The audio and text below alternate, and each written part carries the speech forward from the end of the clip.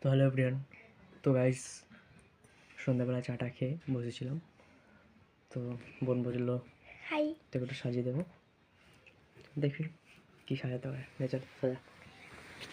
পারবো, দেখি পারি কিনা। আবার ব্যাপারটা হচ্ছে একটু ম্যাসাজের ব্যাপার আছে। নিকট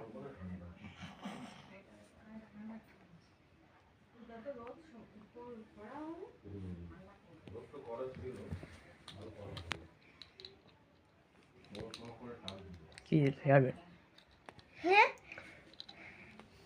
ভালো না,